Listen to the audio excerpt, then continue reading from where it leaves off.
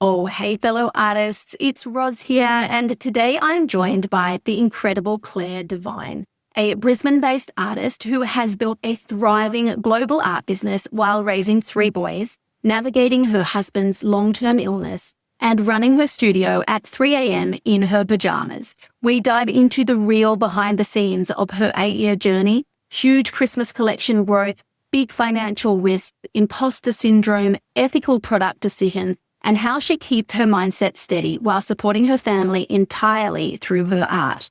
If you've ever wondered what it truly takes to grow a profitable, values-led art business, this conversation will hit you right in the heart and fire you up in the best way.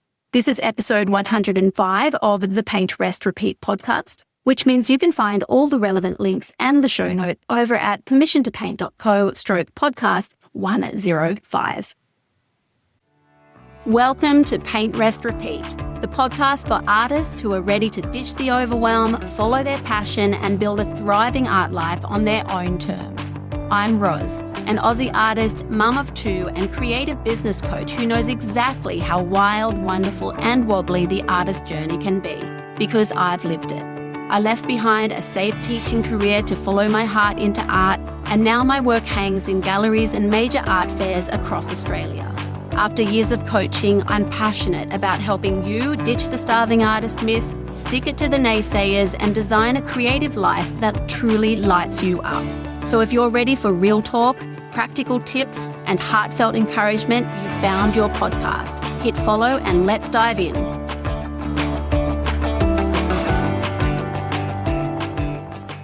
Thanks for joining us, Claire. Oh, thank you so much for having me back. This is a delight. Always a pleasure. I have actually written in my notes, we have connected a few times before, right? On my blog, like my original blog. Yeah, the OG. Yeah, that's it. And then I think you're on my YouTube channel as well. Is that right? Yeah, I think we recorded very shortly after I'd moved into my studio. So maybe 3-ish years ago. And so this really is a catch-up for us, but also an introduction of you to my audience and the listeners here at Paint, Rest, Repeat. So do you want to tell everyone a little bit about who you are, what you do, what your art is like, and then we'll dive into some really deep and meaningful questions. The pressure's on. I'm Claire Devine. I'm from the new Devine. I've been an artist for 8 years, selling entirely online, entirely independently. In that time, we've sold all over the world. Really, really fortunate to have a huge kind of global, very loyal following of collectors, which is so, so special. But primarily where the business pays for our family of 5, because I'm the sole income earner, is in prints. So limited edition and open edition prints, and then the Christmas collection every year, which is calendars, tea towels, greeting cards. Puzzles are our new thing. So we've got a sort of a smattering of lifestyle options as well, but primarily prints is where the business thrives. I'm a mum of 3 boys. My husband's been quite unwell since 2019, and 2 of my boys are legally blind. I was already painting and running the business as a hobby, but the business became a full-time thing because I really needed to be home to take care of my family. And I'm very, very grateful that the business has been able to support us, So, I mean, that people have loved the art and have bought into the story and have bought into our family life to a large extent, I suppose. Yeah. I love your story so much because it is really common, that need for creative people, often mums, I guess maybe that's just people in my world, but to need to be home and to need to have something that's flexible and then also needing it to somehow pay the bills. Yes. But, as you say, you're so grateful that the business could do that for you and that people could support you enough to do that. And I think that gratitude is important. But maybe some acknowledgement that you're the one that made it happen. I'm sure with the help of your husband as well in the next weeks. I know he helps a little bit in the business, but you made it happen. It doesn't just fall on your lap, No, it doesn't. And I think that that's because I'm a businesswoman and I would spend 90% of the time working on the business and in the business and 10% of the time actually painting. And people don't like to hear that breakdown. I think that unromanticizes art, but I don't see how we could be significantly profitable if the split were any other way.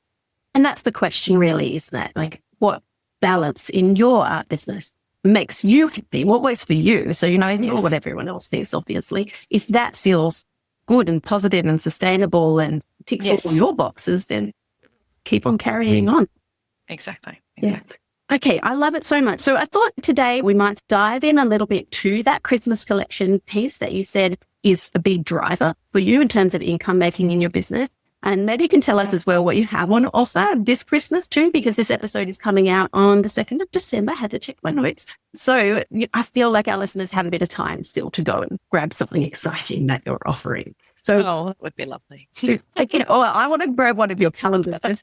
My mum always brings over those cheap, like, cat calendars. Oh, so we've bless already her got cotton socks. it cost her all of $2. So she always beats me to it, but I've had enough and I'm going to buy something, uncat related the next. Well, the Christmas collection, look, it's always been popular because people in Australia, I find, because of the emergence of those creative markets that we had pre-COVID, and then through COVID, people wanted to support local and small family businesses. And because most of our Christmas collection, with the exception of our puzzles, is all small Australian family business made. So the greeting cards, and they're even printed on recycled paper, the calendars, the tea towels, all Australian made. The Christmas collection has grown year on year exponentially. We reached a point last year where we significantly, like, more than quadrupled our previous year's orders. And that felt quite frightening because it's a lot of outlay. And most of the products are evergreen. You could sell them all year round. But calendars, when you start ordering thousands and thousands of calendars, you are on a time crunch to make those sell. And this year I had a panic moment where I second guessed myself. I went, can we go further? Can we do it again? What are the actual numbers? Like, triple checking, quadruple checking my forecasting. And so I suppose my message with that is that, one, it's very important to do sums very accurately. Two, the bigger the quantities you buy, obviously the cost per unit goes down and therefore you can be more profitable on a bigger scale. But also sometimes your self-defense mechanism kicks in. And even when you've been doing this for 8 years and you know that you can do it well, you can still have that imposter syndrome moment of, who do I think I am? When you're reaching into new sort of territory, it does feel scary, but that's good because it means you're on the edge of another leap forward. So you had that big growth in sales and then you're, is this the new norm? Can I do this again? And it feels scary. So, just means you're human, Claire. Oh, thank you. Well, I mean, I look at it very carefully and I think, on one hand, we've got this cost of living crisis. So a lot of people are sacrificing luxury items like art, but also in this time of people reining in their spending, the Christmas collection has actually become more successful and more popular because that $50 price point, people who have not been able to buy art all year and who desperately want a piece of the new Devine are able to go, well, yes, I would love a calendar. And actually that's 12 pieces of art to enjoy for the next year. Yes, I would love a tea towel. I'm going to hang it on my oven and look at it every day. And so there is, in fact, a whole sort of new target customer base who are in that bracket of desperately wanting to be diviners and being able to access that through the Christmas collection. Yeah, I love that. And, it's good to have an excuse as well to buy something nice for yourself. And sometimes Christmas, is a fabulous reason for that. So do you pre-order all your bits and pieces? You don't do it as a pre-sale? So this year I have done it as a pre-sale because I had that moment of doubt, but only for a week. And then I went ahead and placed the orders because we know that we should sell about half of our stock in the first week with the intro offer, which is buy 4, get 1 free, essentially. We've run that a number of years now. We know that it works like clockwork. And so whilst I did have that moment of doubt, in all previous years, I've just forecasted and placed the orders first. This year, I gave myself that 1 week grace period. I'm glad I did. The numbers came out more or less what I thought they would. So that's lovely. But I suppose this year in the background, I've been doing another master's degree. I already have a couple of degrees, including a master's, but I decided to go back and try again. And so that has really taken me out of the game of business. The business bit has been ticking along very nicely, but I think when you're not spending as much time focused and thinking about it every day, that also gives you a bit of space of, oh, hang on, what are we doing here? And how am I going to balance all of this plus the end of the year with children and packing a gazillion orders by myself, more or less, you know? How do you actually manage that busy period? Do you feel like you can call to help if you are in that situation? I'm serious. I don't know if you must have, if you had that situation where you did have, last year you had a massive spike in orders, more than you thought you would have. Yes. So do you have a backup plan for those sorts of situations?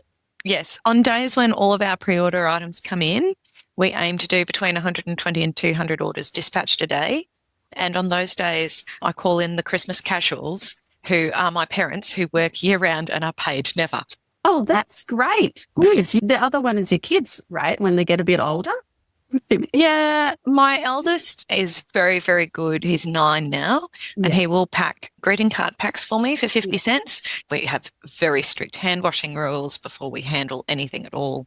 But he is able to pack each card pack. That's 10 different designs, and you've got to fold the cards. They come to us flat packed. Count out the envelopes, double check you've got the correct number.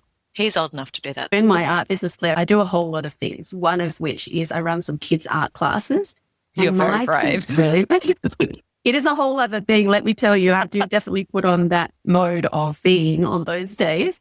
But my kiddos are now old enough to come and help, and it's their choice. They can either participate and just be, a member of the art group, or they can help and lend a hand to the kiddos, primarily the ones who are younger than them.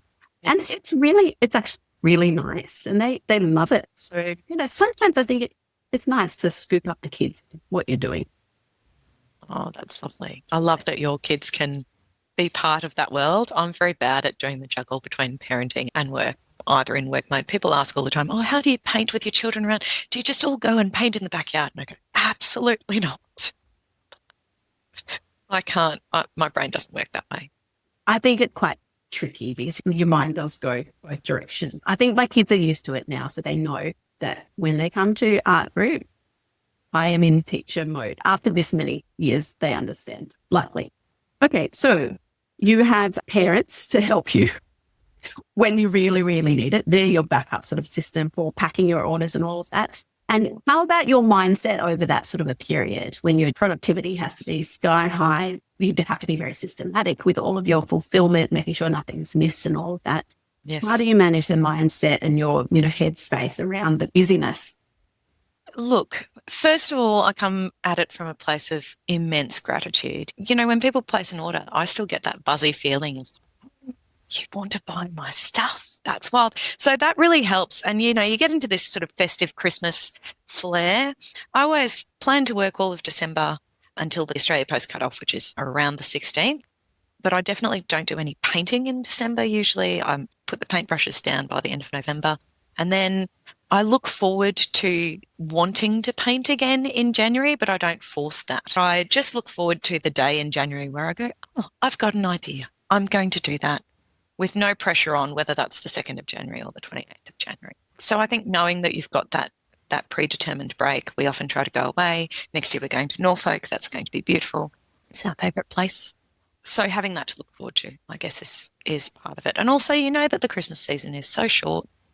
Once you do a couple of weeks of really hectic packing and getting up at 3 o'clock in the morning on weekends to do your packing before the children wake up and come to play, yeah, that's a little bit maddening. But also, I'm a morning person and I don't know, you just get it done. You're amazing. I just like how you talk about the 3 a.m. wake-ups to get stuff done, because my kids just have really superpower hearing. No matter what time I get up, they're up there right next to me. I sneak out of the house. I go to the studio. The studio is like a little 100-year-old 2-bedroom cottage by the beach. And I just tiptoe out, often still in my pyjamas, because I can walk there. At 3 o'clock in the morning, if the neighbours are awake, they're seeing me walk down in my pyjamas, but that's okay. And then I just have spare clothes there, and I've got the kitchen there with coffee and everything I need. Okay. So that's my secret, because it would be the same in my house. If I tried to get up and do anything at home, that would not be a successful venture. It's so funny. All right, I love that. So the stealth trip in PJs across the yard, basically. Okay, good. Yeah. I like this. I'm going to visualize this into my future. Love it so much. Okay. All right. Great. I was thinking, with your journey to date so far, you've been in this business for 8 years now. First up, Is this what you imagined your art business to be like? Oh, that's a Wind good back 8 question. years. What did you imagine? And what are the differences? Yeah. Well, okay, first of all, I thought that full-time artist life would be, you know, waking up, going to hot yoga, having coffee with a friend, coming back and doing a little bit of painting while my children were perfectly behaved at the breakfast bar, and then maybe going for like a sushi train lunch and having a nap, and then collecting the children from school and skipping to the park. I think I've gone out for lunch maybe 3 times in 8 years on a work day. It is flat out from 4 a.m. when I get up to when the kids come home from school. I do take an hour off, when they're getting ready in the morning from 7 till 8. But it's really not like that. It's also, I think that I thought that I would do a lot more textiles. I would do bedding. I would do clothing. And we tried jumpers one year and they were very popular, but the amount of extra work, and I spend a lot of time thinking about the ethics of business. And I couldn't get my manufacturer to make an extended sizing range for the jumpers. And then people came back to me with feedback that, they couldn't find a jumper their size. And that just broke my little heart. And I just couldn't sort of tackle that again. It was so time consuming for the amount of product and for the amount of heartbreak for people feeling isolated instead of feeling included. I don't want that. So, in fact, what we've done is like diminished what we thought our product range would be and streamlined it and kept it to prints, which is what we do well. So I suppose from that perspective, I thought that I would branch out more, and I haven't. And I'm so pleased, in fact, that we have not. You did try them, though, it sounds. Yeah, we did. And it wasn't for us. If a bedding manufacturer were to contact me and say, we'd like to do a collab, but we will look after all of the bedding, please just supply the artwork, I would be really pleased to do something like that. That would be amazing. But I've stopped looking for it because I don't want to be in charge of making a new product. I just want to stay in my lane doing what I do well. Yeah. All right, I love that. So you're a little bit more contained than you thought you would have been, but still open to opportunities for, collaborations where someone else sort of carries that side of things. All right, calling that in for you, Claire. Yeah, thank you. That'd be great. And so in that as well, like lessons you've learned, maybe it is that it's okay to let go of ideas of where you thought you'd be. It's okay to be flexible. What lessons have you learned on your journey before we wrap up our episode today? I think learning that other people's journeys is not the standard of success for you. And you will see other people do collaborations or be picked up by galleries. And at first I found that really heartbreaking. And then I realised that actually forging my own path meant that I had complete control over my creative voice and also the way in which I speak to customers and the customer experience, the customer journey from start to finish. And that builds a beautiful loyalty and connection with people. People often send me messages on Instagram and tell me beautiful, very intimate details of their lives and hardships and joys because something has sparked that in the art for them.